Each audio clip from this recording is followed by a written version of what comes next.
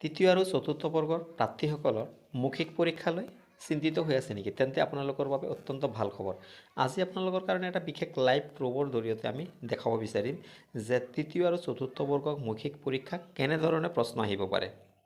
নমস্কাৰ, আপোনালোক সকলোকে মোৰ দাস টেকনিকেল চেনেলৰ আন এটি ভিডিঅ'লৈ স্বাগতম জনাইছোঁ। আশা কৰিছোঁ আপোনালোকে ভিডিঅ'টো শেষলৈকে চাব, কিয়নো আজি আমাৰ হাতত দুজন প্ৰাৰ্থী আছে। তো সেই প্ৰাৰ্থী দুজনৰ পৰা শুনিম যে তেওঁলোকক কি ধৰণৰ প্ৰশ্ন সোধা হৈছিল।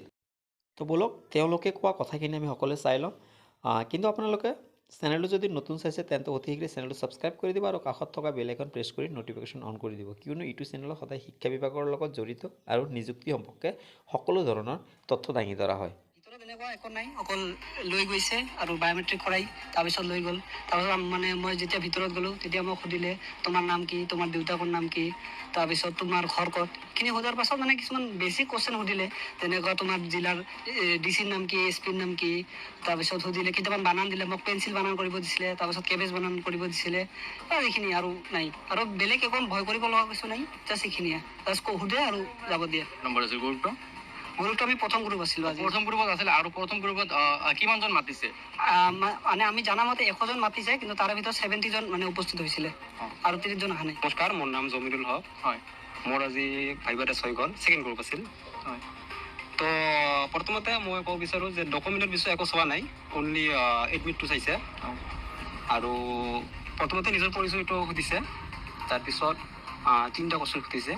আৰু এটা কথা, কিবা ভিতৰত কিবা মোবাইল ইয়াৰ পাৰ্চ কিবা ল'ব নিছে নেকি? নাই, ল'ব দিয়া নাই। হয়, অনলি এডমিট কাৰ্ডটো। আৰু কুৱেশ্যনবিলাক কি সুধিছে? কুৱেশ্যনবিলাক ইমান হাৰ্ড নহয়, সহজে। হয়, তো প্ৰথম কুৱেশ্যনটো আছিল মোক সুধিছিল তুমি কিয় পুলিচত ভৰ্তি হ'ব বিচৰা?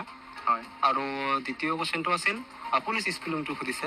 হয়, আৰু 3 নম্বৰ কুৱেশ্যনটো আছিল বৰ্তমান ইণ্ডিয়ান চিফ জাষ্টিছৰ নাম।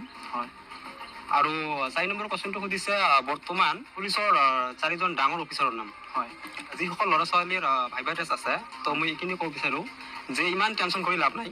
হয়, ইমান টাফ কুৱেশ্যন নুসুধে, নিজৰ পৰিচয়টো আচল, নিজৰ পৰিচয়টো দিয়াৰ পাছত আৰু 2-3টা হয়তো। তো আপোনালোকে নিশ্চয় বুজি পাইছে আমাৰ যি দুই প্ৰাৰ্থীসকলে যি নিজে ইণ্টাৰভিউ দিছে আৰু তেওঁলোকৰ সেই মৌখিক পৰীক্ষাত কেনেধৰণে প্ৰশ্ন সুধিছে তেওঁলোকে অলৰেডি প্ৰকাশ কৰিছে। তো যিসকল প্ৰাৰ্থী মৌখিক পৰীক্ষাত দিবলৈ যাব আপোনালোকে শংকিত হ'ব নালাগে, আপোনালোকে যিমান পাৰে প্ৰিপেয়াৰ হ'ব আৰু ইমান ভয় খাবলৈ একো নাই। তো আজিৰ ভিডিঅ'টো ইমানতে সামৰণি মাৰিছোঁ। ভিডিঅ'টো যদি ভাল লাগে নিশ্চয় লাইক, কমেণ্ট, শ্বেয়াৰ কৰিব আৰু চেনেলটো যদি ছাবস্ক্ৰাইব কৰা নাই তেন্তে চেনেলটো ছাবস্ক্ৰাইব কৰি থ'ব।